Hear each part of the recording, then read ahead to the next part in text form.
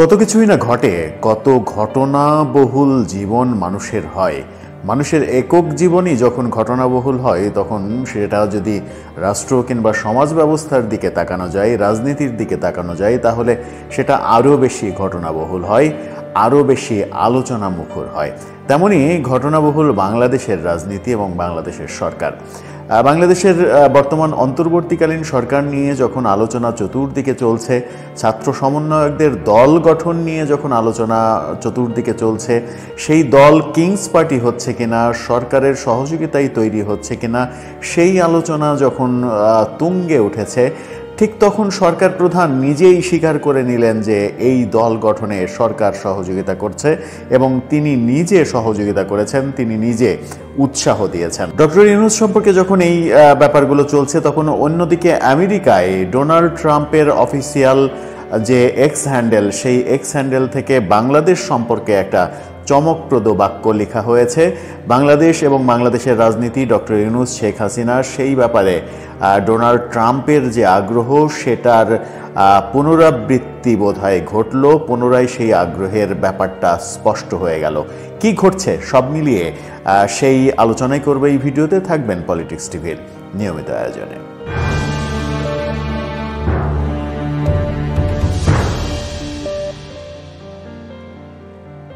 দর্শক, বলছিলাম ডোনাল্ড ট্রাম্পের অফিসিয়াল এক্স হ্যান্ডেলের টুইট নিয়ে। সেই প্রসঙ্গে পরে আসি, শেষে আসি, চমকপ্রদ সেই বিষয়ে পরে আসি। তার আগে বলি ডক্টর ইউনূস সম্পর্কে। ডক্টর ইউনূস সম্প্রতি সুইজারল্যান্ড সফরে গিয়েছিলেন। ডোনাল্ড ট্রাম্পের শপথের দিনই বাংলাদেশ ত্যাগ করেছিলেন তিনি। সুইজারল্যান্ড সফর শেষে ঢাকায়ও ফিরেছেন তিনি। কিন্তু সুইজারল্যান্ড সফরে বিদেশি একটি গণমাধ্যম, ফিনান্সিয়াল টাইমস, সেই গণমাধ্যমে একটি সাক্ষাৎকার দিয়ে এসেছিলেন। সেই সাক্ষাৎকারটি সম্প্রতি প্রকাশিত হয়েছে। সেখানে বাংলাদেশের নানা বিষয়ে তিনি কথা বলেছেন এবং স্পেসিফিক বাংলাদেশে ছাত্র সমন্বয়করা যে নতুন দল গঠন করছে, সেই দলের ভেতরের তথ্য নিয়ে কথা বলেছেন। হয়তো মনের অজান্তেই কথাগুলো বলে ফেলেছেন কিনা সেই প্রশ্ন আসতেই পারে। ডক্টর ইউনূস বিভিন্ন কথার এক পর্যায়ে বলেছেন যে ছাত্ররা এক সময় আমার কাছে আসলো এবং তারা বলল যে বাংলাদেশে ৩০০টা আসনের মধ্যে, সংসদীয় আসনের মধ্যে আপনার একটা আসন থাকবে না, আপনি একজন সংসদ সদস্য হতে পারবেন না, তাহলে কেমন হলো? আপনাকে কেউ চিনবে না সংসদ সদস্য হিসেবে, পরবর্তীতে আপনার কথা কেউ মনে রাখবে না, এটা তো হয় না। আমরা বরং একটা নতুন রাজনৈতিক দল করি, সেই রাজনৈতিক দল নিয়ে সামনে ভোট টোট এগুলো নিয়ে ছাত্ররা যখন তাকে বলেছেন, তখন তিনি ছাত্রদেরকে নতুন রাজনৈতিক দল গঠনের ব্যাপারে উৎসাহিত করেছেন এবং এক ধরনের সহযোগিতা করেছেন দল গঠনের ব্যাপারে। ছাত্রদের যে দল গঠন হচ্ছে, সেই দলের পেছনে সরকারের যে ইন্ধন রয়েছে, সরকারের যে উৎসাহ রয়েছে, সরকারের যে সহযোগিতা রয়েছে, সেই আলোচনা অনেক দিন থেকেই চলছিল।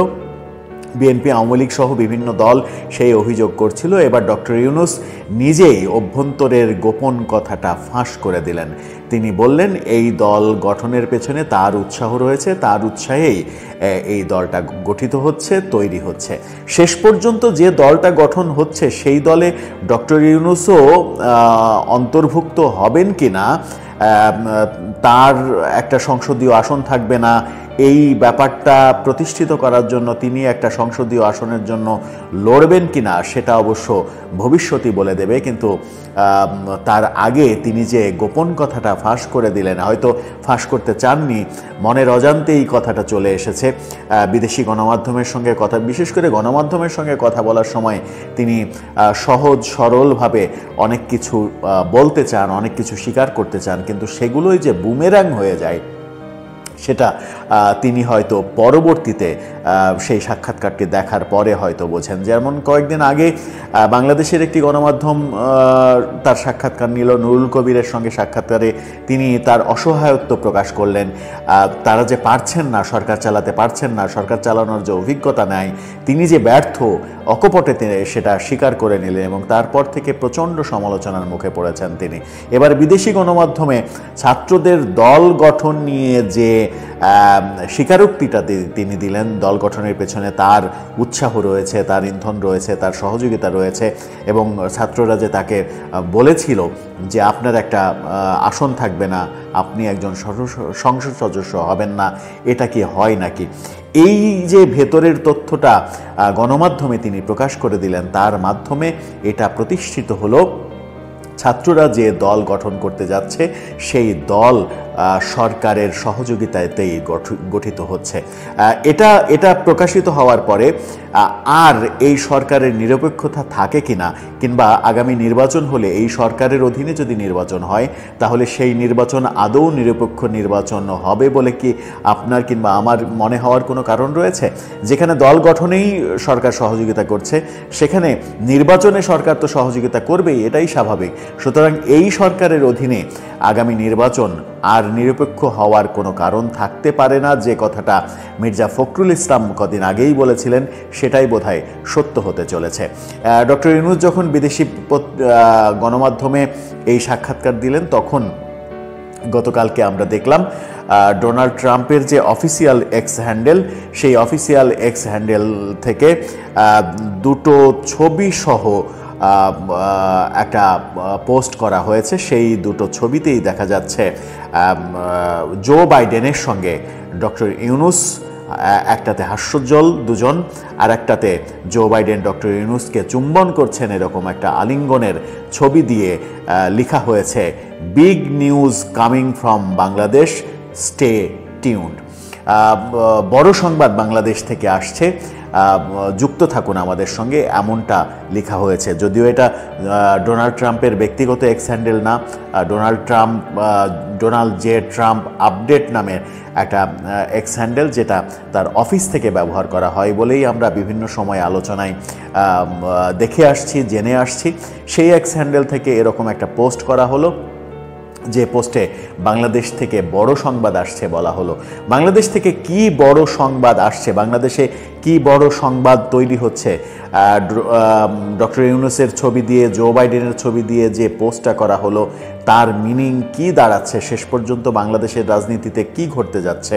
ডক্টর ইউনূস যখন বিদেশি সংবাদ মাধ্যমে স্বীকার করলেন যে নতুন যে রাজনৈতিক দল হচ্ছে সেই দল গঠনের পেছনে তার ভূমিকা রয়েছে, ঠিক সেই সময় বাংলাদেশ থেকে বড় সংবাদ আসছে এরকম যে এক্স হ্যান্ডেলে টুইট করা, সেই টুইটের ফলাফল কি হচ্ছে, কি সংবাদ তৈরি হচ্ছে বাংলাদেশে, যখন কিনা আমরা জানি যে ফেব্রুয়ারির 1 তারিখ থেকে আওয়ামী লীগ আন্দোলনের জন্য মাঠে নামছে, বিএনপি আন্দোলনে মাঠে নামছে। এরকম একটা পরিস্থিতিতে বাংলাদেশ থেকে কি বড় খবর তৈরি হচ্ছে, সেটা একটা বড় বিষয়। তাহলে কি শেখ হাসিনার প্রত্যাবর্তনের ঘটনা ঘটতে যাচ্ছে, এরকম ব্যাপার বাংলাদেশের রাজনীতিতে ঘটতে যাচ্ছে? সেরকম ঘটনা ঘটার কি আদৌ কোনো কারণ তৈরি হয়েছে, কিংবা আদৌ কোনো কারণ রয়েছে? শেখ হাসিনার সরকার উৎখাতের পরে এমন কোনো পজিটিভ সাইন কি বাংলাদেশে তৈরি হয়েছে যে শেখ হাসিনা আবার ফিরলে তাকে সবাই সাদরে গ্রহণ করবে, আবারও তিনি রাজনীতিতে অধিষ্ঠিত হবেন? নাকি অন্য কোনোভাবে বড় খবর তৈরি হতে যাচ্ছে?